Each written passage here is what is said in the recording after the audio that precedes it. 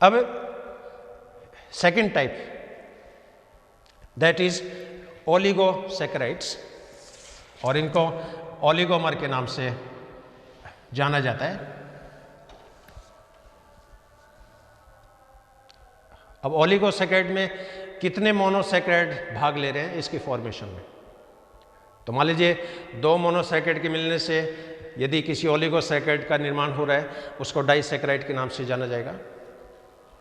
3 यदि भाग ले रहे हैं उसको ट्राइसैकेराइड के नाम से जाना जाएगा। 4 यदि पार्टिसिपेट कर रहे हैं उसको टेट्रासैकेराइड के नाम से जाना जाएगा। 5 मोनोसैकेराइड यदि पार्टिसिपेट कर रही है तो उसको पेंटासैकेराइड के नाम से जाना जाएगा। तो यहाँ पर जो ओलिगोसैकेराइड जो शुगर है या कार्बोहाइड्रेट है, इसमें कितने मॉलिक्यूल मोनोसैकेराइड के पार्टिसिपेट कर रहे हैं इसकी सिंथेसिस में, उसकी बेसिस पे इनका क्लासिफिकेशन होता है। तो यहाँ पर ओलिगोसैकेराइड जो है ये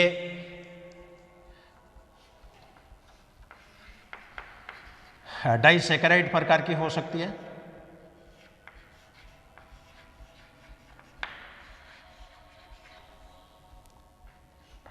ट्राइसैकेराइड प्रकार की हो सकती है,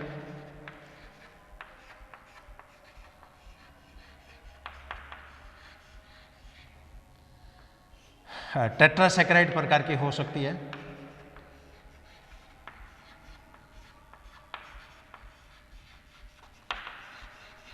और पेंटासैकेराइड प्रकार की हो सकती है।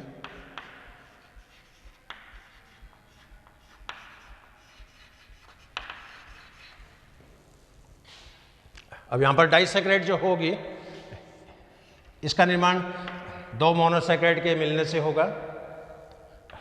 ट्राइसैकेराइड का निर्माण 3 मोनोसैकेराइड के मिलने से होगा। टेट्रासैकेराइड का निर्माण 4 मोनोसैकेराइड के मिलने से होता है, और पेंटासैकेराइड का निर्माण 5 मोनोसैकेराइड के मिलने से होता है। इन सभी के एग्जाम्पल और इनके अंदर कौन कौन से बॉन्ड है वो मैं आपको बताऊंगा। तो सबसे पहले यहां पर डाइसैकेराइड, डाइसैकेराइड।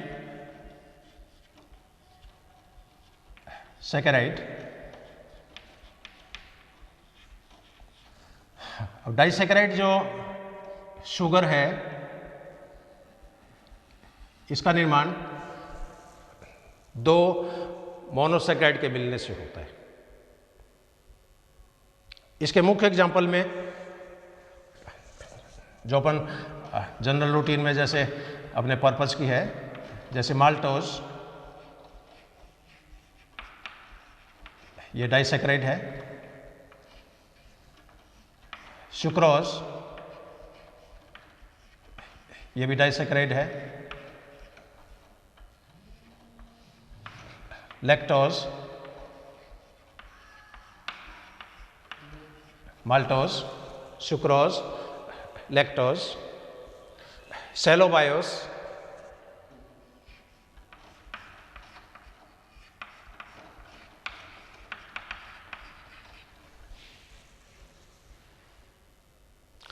माल्टोज शुगर जो है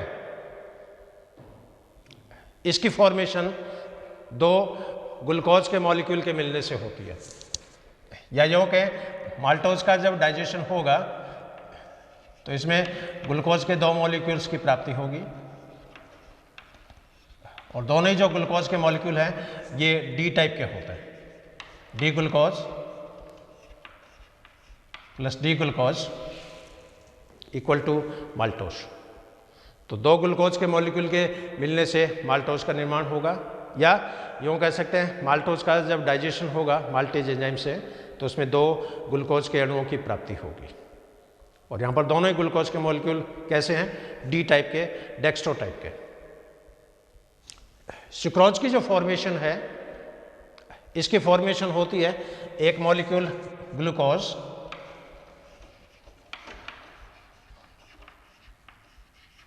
और एक molecule fructose. 1 molecule glucose, 1 molecule fructose. तो ग्लूकोज और फ्रक्टोज के मिलने से सुक्रोज की फॉर्मेशन होगी, या सुक्रोज का जब पाचन होगा तो उसमें एक मॉलिक्यूल ग्लूकोज की प्राप्ति होगी, एक मॉलिक्यूल फ्रक्टोज की प्राप्ति होगी। इसी तरह लैक्टोज का जब डाइजेशन होता है तो इसमें एक मॉलिक्यूल ग्लूकोज की प्राप्ति होती है और एक मॉलिक्यूल इसमें गैलेक्टोज की प्राप्ति होती है। तो glucose plus galactose equal to lactose, और लैक्टोज का डाइजेशन करने के लिए लैक्टेज एंजाइम चाहिए। इसी तरह सेलोबायोज जो होती है इसका निर्माण होता है ग्लूकोज प्लस गैलेक्टोज।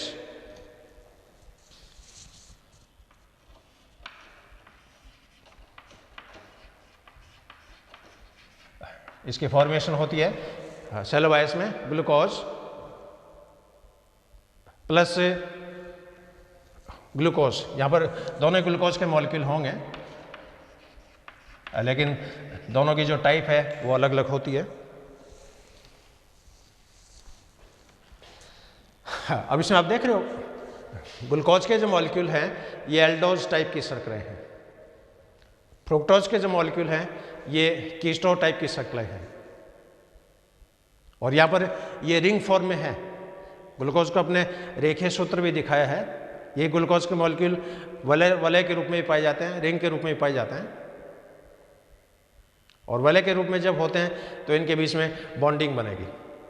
तो माल्टोज का जब फॉर्मेशन होती है उसमें क्या होगा, पहला जो ग्लूकोज है इसका पहला कार्बन और सेकंड जो ग्लूकोज है इसका चौथा कार्बन, इन दोनों बीच में बॉन्ड बनता है, एक मॉलिक्यूल पानी का निकलता है।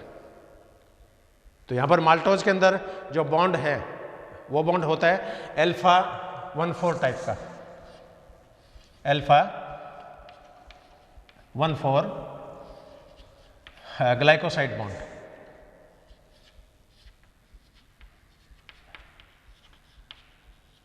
Alpha 1,4 glycoside bond. सुक्रोज के अंदर जो बॉन्ड बनेगा ये होता है अल्फा बीटा 1,2 ग्लाइकोसाइड टाइप का। क्यों, यहाँ पर ग्लूकोज है वो तो एल्डोज शर्करा है और फ्रुक्टोज जो होती है वो कीटोज शर्करा है, इसलिए ग्लूकोज का पहला कार्बन और कीटोज का सेकंड कार्बन, इन दोनों बीच में बॉन्डिंग होती है। इसी तरह लैक्टोज जो होती है इसके अंदर बॉन्ड मिलेगा beta 1,4 glycoside, beta 1,4 glycoside bond, और सेलोबायोस जो होता है इसके अंदर भी बॉन्ड मिलेगा बीटा 1,4 ग्लाइकोसाइड। और एक मॉलिक्यूल जब पानी का निकलता है, एक जब ग्लाइकोसाइड बॉन्ड बनता है तो एक मॉलिक्यूल यहाँ पर पानी का निकलता है। तो डाइसैकेराइड के अंदर 2 मोनोसैकेराइड भाग ले रहे हैं, एक पानी का मॉलिक्यूल निकलेगा। ट्राइसैकेराइड में 3 मोनोसैकेराइड भाग ले रहे हैं, वहाँ पर 2 मॉलिक्यूल पानी के निकलेंगे। टेट्रासैकेराइड में 4 मोनोसैकेराइड भाग ले रहे हैं, 3 मॉलिक्यूल पानी के निकलेंगे। पेंटासैकेराइड में 5 मॉलिक्यूल मोनोसैकेराइड के पार्टिसिपेट कर रहे हैं, यहाँ पर 4 मॉलिक्यूल पानी के निकलेंगे। यानी जितने मोनोसैकेराइड है उससे एक कम, जितने मोनोसैकेराइड है उससे एक कम पानी का मॉलिक्यूल निकलेगा। 2 मोनो है 1 मॉलिक्यूल, 3 मोनो है 2 वाटर मॉलिक्यूल, 4 मोनो है 3 वाटर मॉलिक्यूल, 5 मोनो है 4 वाटर मॉलिक्यूल। तो यहाँ पर ये 4 मेन एग्जाम्पल है किसके, डाइसैकेराइड के, माल्टोज, सुक्रोज, लैक्टोज, सेलोबायोस। इसी तरह 3 मोनोसैकेराइड के बनने से यदि कोई ओलिगोमर बनेगा उसको बोलेंगे ट्राइसैकेराइड। तो इसकी जो सेकंड टाइप हो सकती है दैट इज ट्राई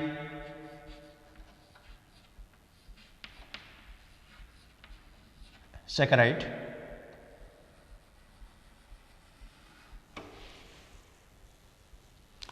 ट्राइसेकेंड में मेन एग्जाम्पल है एक तो रेफिनोज शर्करा,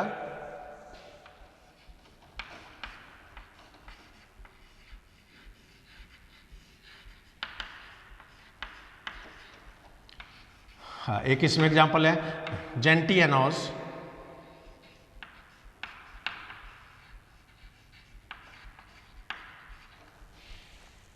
रेफिएनोज, जेंटिएनोज, इन दोनों में 3-3 मोनोसैकेराइड प्रेजेंट होती है। अब रेफिनोज का जब डाइजेशन होता है तो इसके अंदर एक मॉलिक्यूल ग्लूकोज का निकलता है,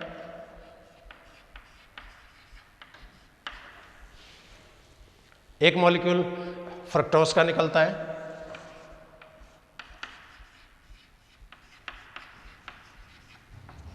और एक मॉलिक्यूल गैलेक्टोज का निकलता है। तो glucose plus fructose plus galactose. इसी तरह जेंटिएनोज का जब डाइजेशन होगा इसके अंदर 2 मॉलिक्यूल ग्लूकोज के निकलेंगे, glucose plus glucose plus fructose. तो यहाँ पर 2 मॉलिक्यूल ग्लूकोज के हैं, एक मॉलिक्यूल यहाँ पर फ्रक्टोज का निकलता है। इसी तरह 4 मोनोसैकेराइड के फॉर्मेशन से जो ओलिगोसैकेराइड बनेगी उसको बोलते हैं tetrasaccharide, and it is formed by the union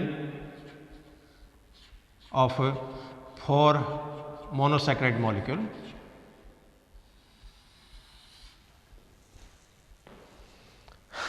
और टेट्रासैकेराइड का कॉमन एग्जांपल ये होता है स्टैकियोज, स्टैकियोज श्रृंखला या स्टैकियोज शुगर। और स्टैकियोज शुगर का जब डाइजेशन होगा तो इसमें 2 मॉलिक्यूल गैलेक्टोज के बनते हैं, 2 मॉलिक्यूल गैलेक्टोज के, एक मॉलिक्यूल ग्लूकोज का, एक मॉलिक्यूल फ्रक्टोज का। इसी तरह 5 मोनोसैकेराइड के मिलने से यदि कोई ओलिगोमर बनेगा उसको बोलेंगे पेंटासैकेराइड,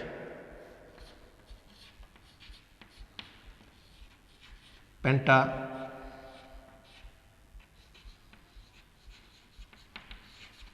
सैकेराइड। और पेंटासैकेराइड का जो एग्जाम्पल है उसमें 2 एग्जाम्पल इम्पॉर्टेंट है, एक तो जाइलेन, एक इम्पॉर्टेंट एग्जाम्पल है जाइलेन, और एक एग्जाम्पल है एर्बेन।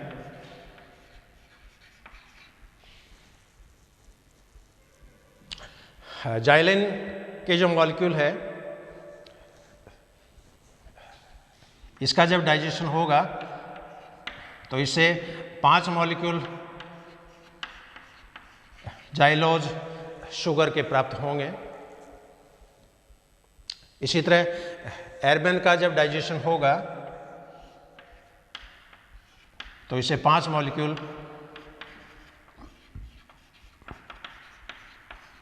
एरेबिनोज श्रृंखला के प्राप्त होंगे।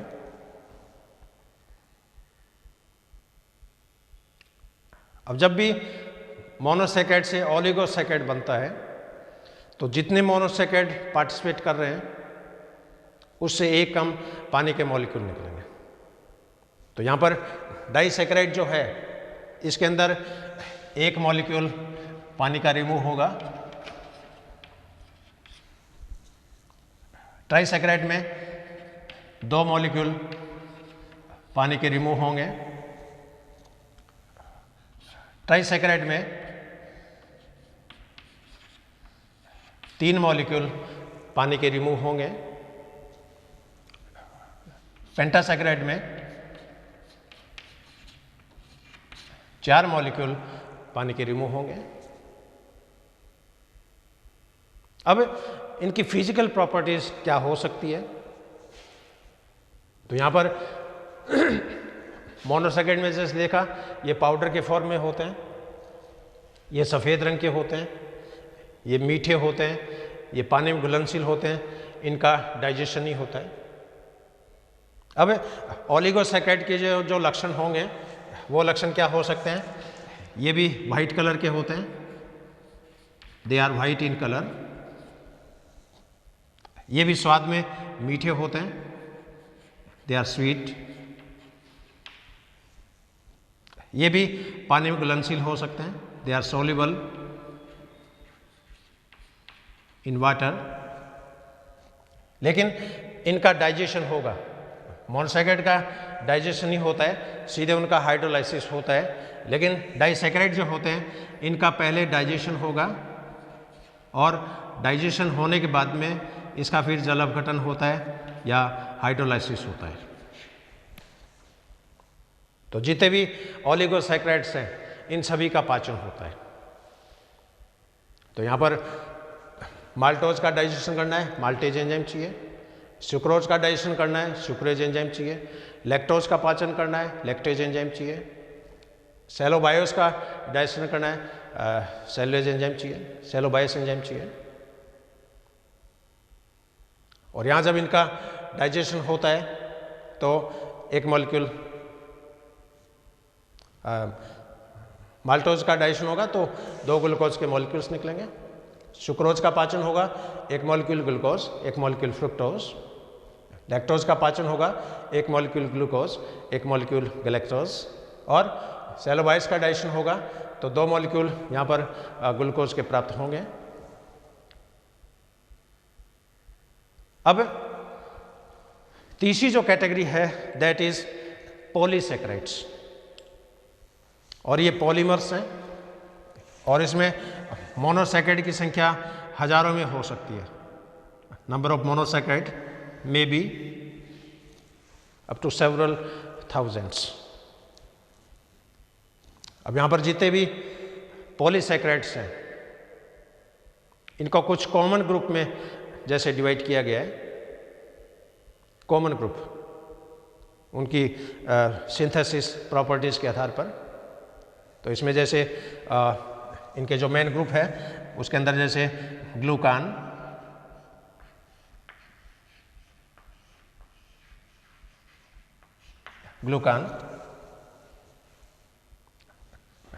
गैलेक्टॉन,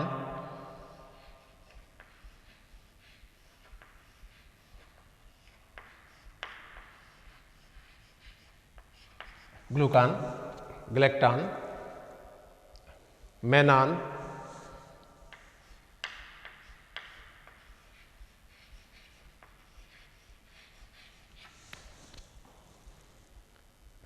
जाइलान,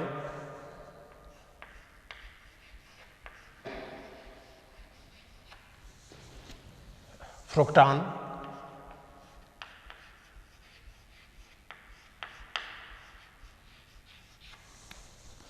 ये कुछ कॉमन टर्मिनोलॉजी है। ग्लूकान किन को बोलेंगे? ऐसे पॉलीसैकेराइड जो ग्लूकोज के द्वारा बनती है।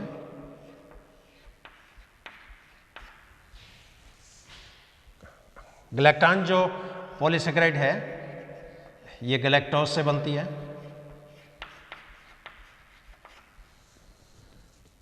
मेनान जो श्रृंखला है ये मैनोज से बनती है। जाइलान जो पॉलीसैकेराइड है ये जाइलोज से बनती है। और फ्रुक्टान जो पॉलीसैकेराइड है ये फ्रुक्टोज से बनती है। तो ये कॉमन टर्मिनोलॉजी है। Glucan is the polymer of glucose, galactan is the polymer of galactose, mannan is the polymer of mannose, Jailan is the polymer of xylose, and fructan is the polymer of fructose.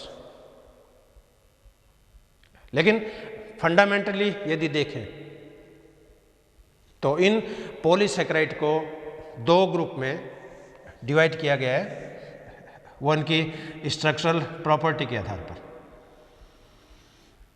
On the basis of structural constituents और structural properties. Polysaccharides are divided into two main group. इसमें एक group तो होता है होमो polysaccharide, और दूसरा group जो है वो इसमें होता है हिट्रोपॉलीसेकेराइड.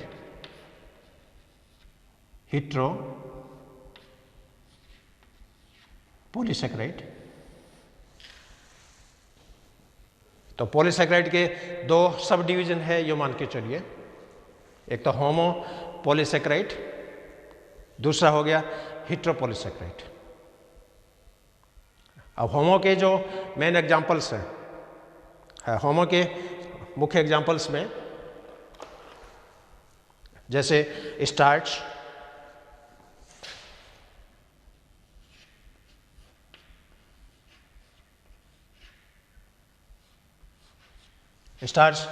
ये होमो पॉलीसेकेराइड है. इसी तरह ग्लाइकोजन, ये होमो पॉलीसेकेराइड है.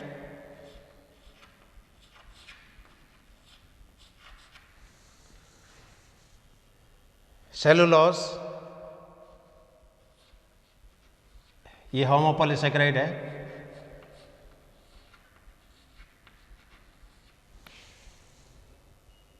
इनुलिन, ये होमो पॉलीसेकेराइड है.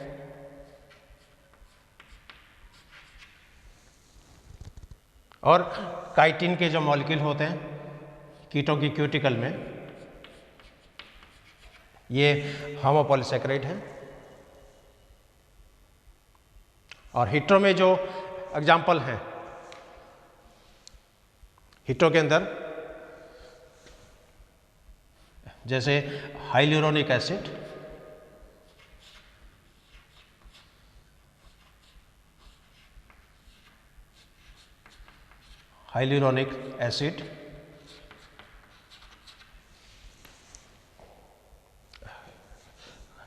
chondroitin सल्फेट,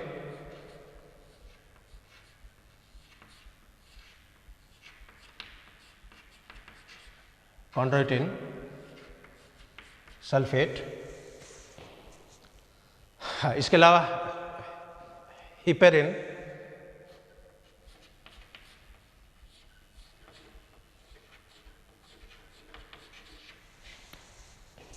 ये इनके मेन एग्जांपल्स हैं.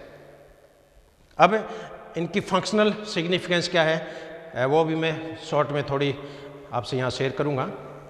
जैसे सबसे पहला जो मॉलिक्यूल है स्टार्च,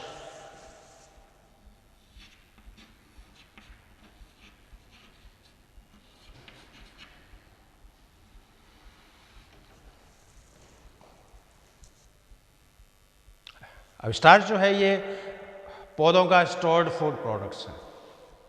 जितने भी प्लांट हैं उनके अंदर प्रकाश संश्लेषण होता है, फोटोसिंथेसिस होता है, और फोटोसिंथेसिस में इनके कोशिकाओं में स्टार्च का संश्लेषण होता है. तो आलू है, जैसे शकरकंदी है, इनके अंदर स्टार्च के मॉलिक्यूल्स का भंडार है.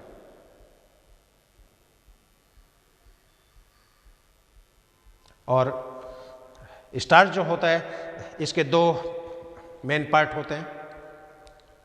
एक तो एमाइलोज, ये मैं पहला एग्जांपल ले रहा हूँ ए के रूप में. इसके दो मेन कंपोनेंट हैं, एक तो एमाइलोज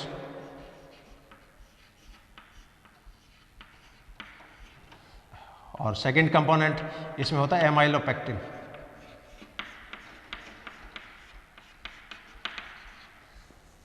तो स्टार्च का जो मॉलिक्यूल है इसके दो मेन कंपोनेंट हैं, दो मेन कॉन्स्टिट्यूएंट्स हैं. एक तो एमाइलोज, सेकंड एमाइलोपेक्टिन. अब इन में डिफरेंस क्या होगा? एमाइलोज जो है ये रेखीय श्रृंखला है, लीनियर मॉलिक्यूल्स हैं, और लीनियर मॉलिक्यूल होगा तो इसके अंदर 1,4 ग्लाइकोसाइड बॉन्ड मिलेगा. जबकि एमाइलोपेक्टिन है ये ब्रांच मॉलिक्यूल है, और जहाँ भी ब्रांच बनेगी, जहाँ से भी ब्रांच निकल रही है, वहाँ पर 1,2 ग्लाइकोसाइड बॉन्ड मिलेगा। तो यहाँ पर जो एमाइलोज है इसके अंदर तो केवल 1,4 ग्लाइकोसाइड बॉन्ड है, लेकिन एमाइलोपेक्टिन के अंदर 1,4 ग्लाइकोसाइड बॉन्ड भी हैं और 1,2 ग्लाइकोसाइड बॉन्ड भी है। इसके अलावा एमाइलोज जो होती है ये स्टार्च का 20% पार्ट बनाता है, एमाइलोपेक्टिन स्टार्च का 80% पार्ट बनाता है।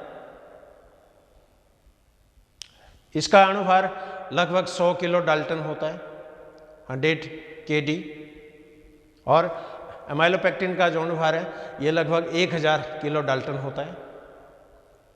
एमाइलोज आयोडीन के साथ नीला रंग देता है, it gives blue colour with iodine, और एमाइलोपेक्टिन जो होता है ये पर्पल कलर देता है।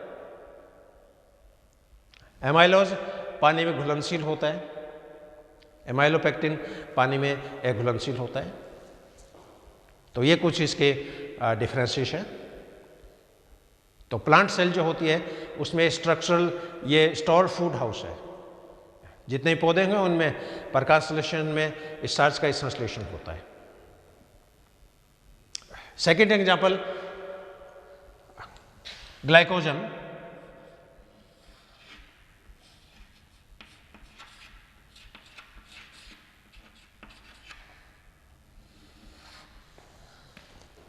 ग्लाइकोजन जो है ये एनिमल्स का स्टोर्ड प्रोडक्ट है।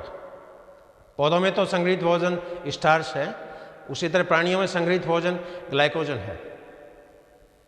अब अपनी बॉडी में भी आप जैसे ग्लूकोज खा रहे हो तो पहले तो ग्लूकोज बॉडी की नॉर्मल एक्टिविटी में काम में आ जाएगा, ग्लाइकोलाइसिस में, क्रेब साइकिल में, एनर्जी प्रोडक्शंस में।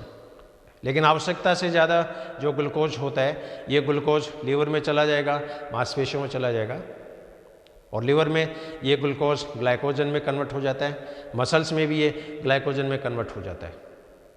तो अपनी बॉडी में आवश्यकता से ज़्यादा जो ग्लूकोज होता है ये ग्लाइकोजन के रूप में मांसपेशियों में और लीवर की सेल में संग्रहित रूप में मिलता है, और दोनों एक दूसरे में कन्वर्ट भी हो सकते हैं। लीवर का ग्लाइकोजन मसल्स के ग्लाइकोजन में परिवर्तित हो सकता है, मसल्स का ग्लाइकोजन लीवर के ग्लाइकोजन में परिवर्तित हो सकता है। ये एक स्पेशल साइकिल होती है जिसको कोरी साइकिल बोलते हैं। और ग्लाइकोजन के मॉलिक्यूल्स में 10,000 तक ग्लूकोज के मॉलिक्यूल हो सकते हैं, और ये भी शाखित प्रकार का मॉलिक्यूल है, लीनियर मॉलिक्यूल नहीं है, ये ब्रांच टाइप का मॉलिक्यूल है। जैसे इस तरह की इसमें ब्रांचेस निकलती है, और जहाँ जहाँ ब्रांचेस निकलेगी वहाँ पर 1,2 ग्लाइकोसाइड बॉन्ड मिलेगा, और बाकी जो लीनियर श्रृंखलाएं हैं उनके अंदर 1,4 टाइप का ग्लाइकोसाइड बॉन्ड मिलेगा। तो ग्लाइकोजन में जितनी शाखाएं हैं उतने 1,2 ग्लाइकोसाइड बॉन्ड हैं, और बाकी के जो बॉन्ड हैं वो 1,4 टाइप के हैं। इसलिए ग्लाइकोजन में 1,4 ग्लाइकोसाइड बॉन्ड की संख्या 1,2 ग्लाइकोसाइड की तुलना में काफ़ी ज़्यादा होती है। हाँ, एक इंपॉर्टेंट एग्जाम्पल है इसमें सेलुलोज।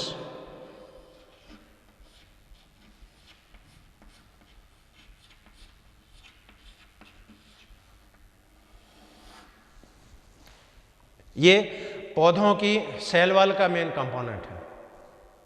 जितनी भी प्लांट सेल होती है उसमें सेल के बाहर प्लाज्मा झिल्ली है, प्लाज्मा झिल्ली के बाहर सेलुलोज का आवरण है कोशिका भित्ति के रूप में, और कोशिका भित्ति का मेन जो कॉन्स्टिट्यूएंट है वो सेलुलोज ही होता है, और सेलुलोज की फॉर्मेशन ग्लूकोज से होती है।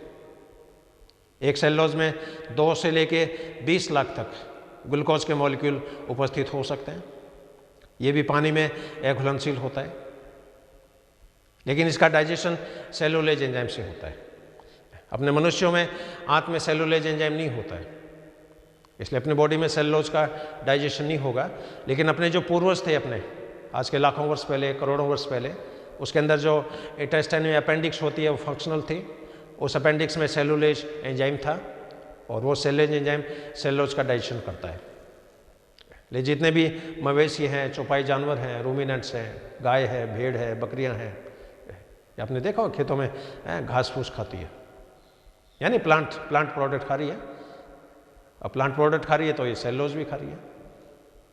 दीमक है जैसे, इसका तो मेन भोजन ही ये सेलुलोज होता है। और घरों में जो गेट होते हैं, खिड़कियां होती है, टेबल होती है, पलंग होते हैं, बेड होते हैं, सारी लकड़ियों को दीमक है वो खा जाती है। क्यों? दीमक में है सेलुलोज एंजाइम का भंडार है। इसी तरह काइटिन,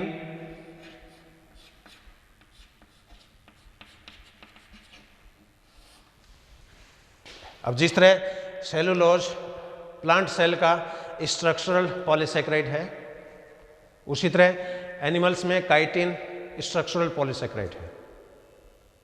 लेकिन काइटिन सभी एनिमल्स में नहीं मिलेगी। ये जनरली उन एनिमल्स में पाई जाती है जिनके बॉडी में क्यूटिकल प्रेजेंट हो, है जैसे आर्थ्रोपोडा के एनिमल्स हैं, इंसेक्ट है, क्रस्टेशियंस हैं। अब इनकी स्किन में क्यूटिकल होती है और क्यूटिकल का जो मेन मॉलिक्यूल है वो काइटिन होता है। इसी काइटिन का इनकी क्यूटिकल बहुत हार्ड होती है, पराबैंगनी किरणों से बॉडी की प्रोटेक्शंस करती है। काइटिनेज एंजाइम से इसका डाइजेशन होता है और ये N acetyl D glucose amine का ये पॉलीमर होता है। एक मॉलिक्यूल और है इसमें, दैट इज इनुलिन।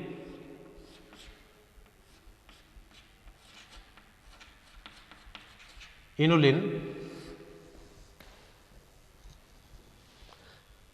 इनुलिन जो होता है ये कुछ प्लांट हैं, जैसे डेंडेलियन प्लांट है, जैसे डहेलिया प्लांट है, तो इन प्लांट की जो जड़ें होती है, ट्यूबर जिसको बोलते हैं अपन, ट्यूबर के अंदर ये इनुलिन पाया जाता है।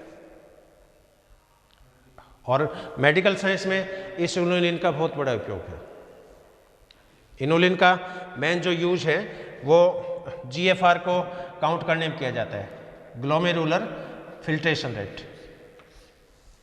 यानी किसी आदमी की किडनी प्रॉपर काम कर रही है या नहीं कर रही है, या किडनी के नेफ्रॉन्स बोमन कैप्सूल कहीं ब्लॉक तो नहीं हो गए, या किडनी की पोर्टोसाइट के बीच में जो अपर्चर होते हैं वो कोई अवरुद्ध तो नहीं हो गए। तो इसमें क्या करते हैं कि पेशेंट को पानी में इनुलिन का पाउडर डिजोल्व करके उस व्यक्ति को पिलाते हैं और फिर उसके पेशाब में इसको चेक करते हैं, क्योंकि इनुलिन का बॉडी में अवशोषण नहीं होता है, नए बॉडी में इसका कोई मेटाबॉलिज्म होता है। तो जो इनुलिन आपने पानी पिया वो सारा का सारा इनुलिन पेशाब के द्वारा बॉडी के बाहर निष्कासित हो जाएगा। अब मान लो किसी आदमी की किडनी हेल्दी है और सपोज 30 मिनट के बाद में ये इनुलिन पेशाब में आना स्टार्ट हो जाता है, इट मीन्स इस आदमी की किडनी हेल्दी है।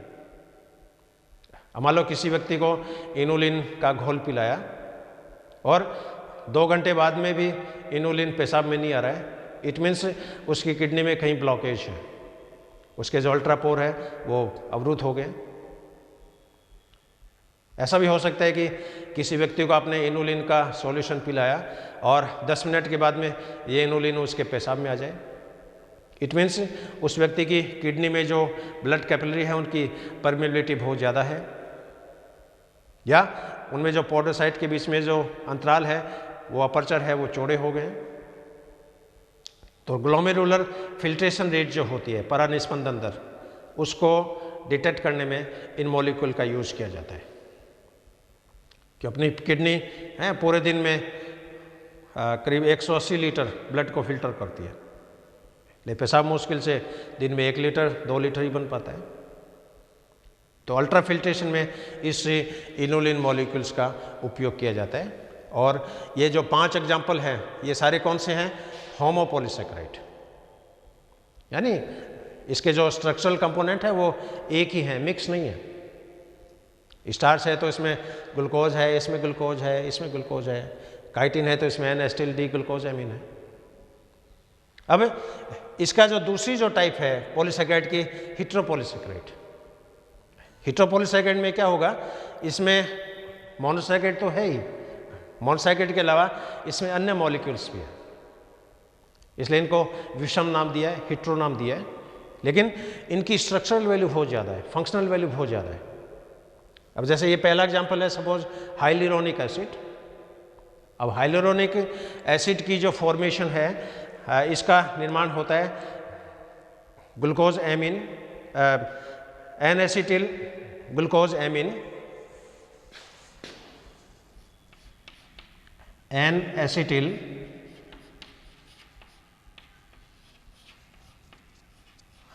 Glucose amine plus gluconic acid,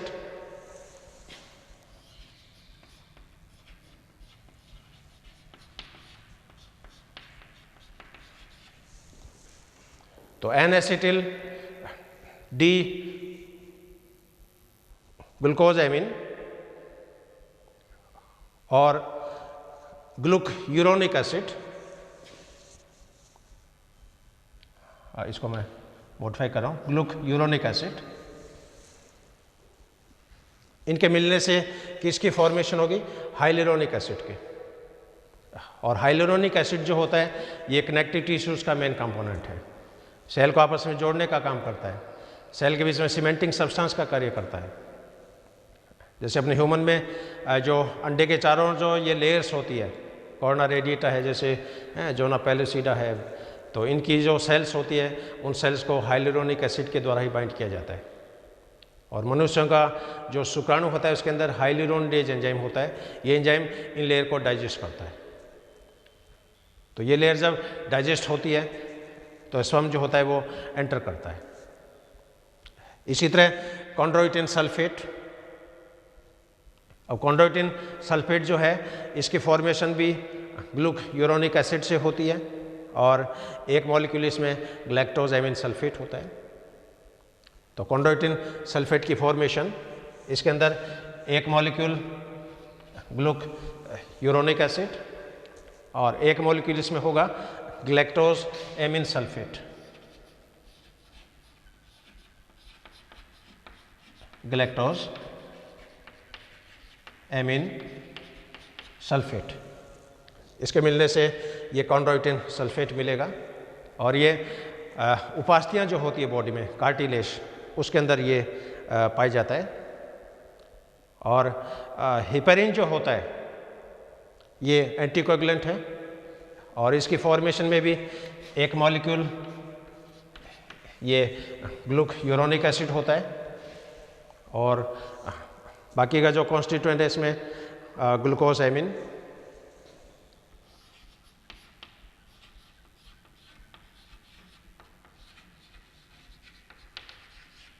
तो ग्लूकोज एमीन प्लस ग्लूक्यूरोनिक एसिड, इसके मिलने से हिपेरिन की फॉर्मेशन होगी।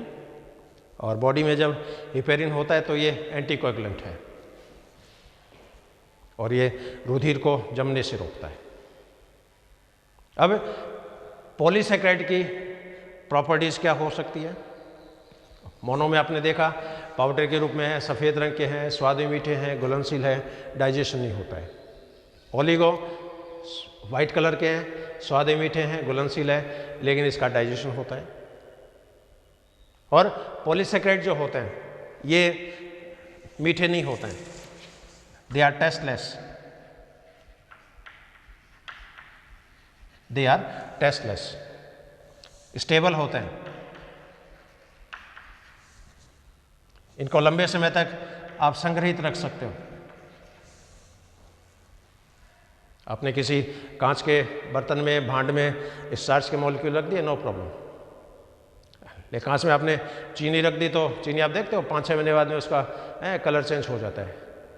खुली छोड़ते तो हवा से रिएक्शंस करती है, नमी को सोख लेती है। तो इनको आप लंबे समय तक आप इनको स्टोर्ड रख सकते हो और इनका डाइजेशन होगा।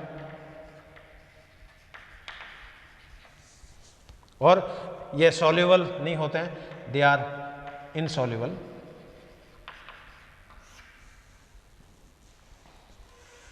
और सॉल्युबल करना है तो फिर गर्म पानी के अंदर, और स्टार्च को जैसे पानी में डिजोल्व करते हैं गर्म पानी में, कपड़ों में जैसे मांड देते हैं तो स्टार्च गर्म पानी में डिजोल्व हो जाता है। तो ये एक नट सेल में एक कार्बोहाइड्रेट का क्लासिफिकेशन। अब लास्ट में इनकी सिग्निफिकेंस, ये मैं संक्षेप में और शेयर कर लूँ। कार्बोहाइड्रेट का महत्व क्या है जनरल साइंस में एवरीडे। तो एक तो ये ऊर्जा के स्रोत है, दे आर एनर्जी प्रोवाइडर, कि अपने बॉडी में भोजन में कार्बोहाइड्रेट भी होते हैं, प्रोटीन भी खाते हैं, वसाएं भी खाते हैं, लेकिन इमीडिएट एनर्जी जो मिलती है वो कार्बोहाइड्रेट से मिलती है। और 80% इंडियन की जो डाइट है उसमें कार्बोहाइड्रेट ही है, प्रोटीन बहुत कम है। लेकिन वेस्टर्न कंट्री के जो लोग हैं वो कार्बोहाइड्रेट कम खाते हैं, प्रोटीन ज़्यादा खाते हैं। तो प्रोटीन रिच जो डाइट होती है वो फर्स्ट क्वालिटी का भोजन है, कार्बोहाइड्रेट रिच डाइट है ये थर्ड क्वालिटी का भोजन है। क्योंकि अपने को तो पेट भरना है और एनर्जी से मतलब नहीं है, अपने को तो क्वांटिटी चाहिए, क्वालिटी से मतलब नहीं है। तो जितने भी कार्बोहाइड्रेट हैं ये मेन एनर्जी प्रोवाइडर्स हैं। इसके अलावा पौधों में सेल वॉल जो होती है कोशिका भित्ति, इसके फॉर्मेशन में कार्बोहाइड्रेट का बहुत बड़ा रोल है। वसाओं के ऑक्सीकरण में इनकी महत्वपूर्ण भूमिका होती है, they play important role in fat oxidation. इसके अलावा विटामिन सी के संश्लेषण में कार्बोहाइड्रेट का बहुत बड़ा रोल है, सिंथेसिस इन विटामिन सी। और आंत में जो क्रमाकुंचन होता है पेरिस्टाल्सिस, वो कार्बोहाइड्रेट के द्वारा ही स्टिमुलेट होता है। यदि आपकी डाइट में कार्बोहाइड्रेट नहीं है तो आपके इंटेस्टाइन में क्रमाकुंचन की जो गतिविधियां हैं, पेरिस्टाल्टिक मूवमेंट है, वो संपादित नहीं होती है। इसके अलावा कनेक्टिव टिश्यूज की फॉर्मेशन के अंदर कार्बोहाइड्रेट का बहुत बड़ा रोल होता है। शरीर की प्रतिरक्षी जो प्रणाली है, इम्यून पावर, इसके अंदर कार्बोहाइड्रेट का बहुत बड़ा रोल है। इसके अलावा जितनी भी एंटीबॉडीज होती है वो प्राय ग्लाइकोप्रोटीन नेचर की होते हैं। प्रोटीन तो है वो, लेकिन उसके साथ कार्बोहाइड्रेट भी जुड़ा हुआ है। और ये जो प्रतिरक्षी जो प्रॉपर्टीज़ है, डिफेंसिव प्रॉपर्टीज़ हैं, एंटीजन को न्यूट्रलाइज करने की जो प्रॉपर्टीज़ हैं, वो इन कार्बोहाइड्रेट की वजह से है। इसके अलावा और भी हजारों क्या सैकड़ों फंक्शंस कार्बोहाइड्रेट के देखने को मिलेंगे। तो एवरीडे लाइफ में प्रत्येक प्राणी में, प्रत्येक प्लांट्स में है इनका functional significance, structural significance, thermodynamic significance, और इसके अलावा इनके डेरिवेटिव्स भी बहुत मिलेंगे, लेकिन ये आपके कोर्स में नहीं है। तो कार्बोहाइड्रेट के डेरिवेटिव्स भी हैं, वो डेवलप होते हैं, लेबोरेटरी में बनाए जाते हैं। उनका भी मेडिसिनल प्रॉपर्टीज़ हैं, जैसे सॉर्बिटोल है, मान लीजिए मैनिटोल है। तो जितनी भी औषधियाँ होती है वो इसके द्वारा बनती है। कुछ फर्मेंटेड प्रोडक्ट होते हैं, कुछ इसके अंदर एनऑक्सीडेटिव मेटाबॉलिज्म में इनके प्रोडक्ट हैं वो बनते हैं। तो कार्बोहाइड्रेट की स्ट्रक्चरल प्रॉपर्टीज़ है वो देखने को मिलेगी, थर्मोडायनेमिक प्रॉपर्टीज़ देखने को मिलेगी, डिफ्रैक्शन प्रॉपर्टीज़ इसमें देखने को मिलेगी। तो जनरली जो ग्लूकोज जैसे होता है तो उसका लीनियर फॉर्मूला भी है, रिंग फॉर्मूला भी है, और चेयर मॉडल भी होता है। रिंग फॉर्म होता है वो उसकी स्ट्रक्चरल प्रॉपर्टीज़ को इंडिकेट करता है। रिंग फॉर्मूला है वो उसके थर्मोडायनेमिक प्रॉपर्टीज़ को शोल्व करता है। चेयर मॉडल जो होता है वो उसकी डिफ्रैक्शन प्रॉपर्टीज़ को शोल्व करता है। तो जितने मॉलिक्यूल हैं वो लीनियर फॉर्म हो गए, फिर डेक्सरोटेटरी हो गए, लेवोरोटेटरी हो गए। डेक्सरोटेटरी भी डी पॉजिटिव है, डी नेगेटिव है, एल पॉजिटिव है, एल नेगेटिव है। क्योंकि ये जो डिटेल जो क्लासिफिकेशन है ये पोलराइज लाइट ट्रांसमिट होने के बाद में किधर टर्न करती है, किधर रोटेट करती है, उसकी बेसिस पे ये क्लासिफिकेशन है। क्योंकि पोलराइज लाइट जो होती है उसमें वाइब्रेशन एक ही तल में होता है। सूरज की जो नॉर्मल लाइट है या इस जो ट्यूबलाइट की जो लाइट है ये पोलराइज लाइट नहीं है, इसके अंदर वाइब्रेशन है। लेकिन सफ़ेद जो प्रकाश होगा पोलराइज लाइट होगी, उसमें कंपन का तल एक ही होता है। तो इन मॉलिक्यूल के फर्दर सब टाइप्स जो हैं उनको डिटेक्ट करने में इनका यूज होता है, ध्रुवित प्रकाश का। तो ये एक नटसेल में आज का अपना व्याख्यान, structure of carbohydrate, it's classification and it's functional significance. और मैं समझता हूँ ये व्याख्यान आपके समझ में आया होगा और आप इस व्याख्यान को ध्यान से सुने, बार बार आप इस चैनल को, वीडियो को आप देखते रहें, अपने नोट्स हैं वो आप कंपाइल करें और किसी भी तरह की कोई क्वेरी हो, क्वेश्चंस हो तो आप डायरेक्ट हमसे संपर्क कर सकते हैं।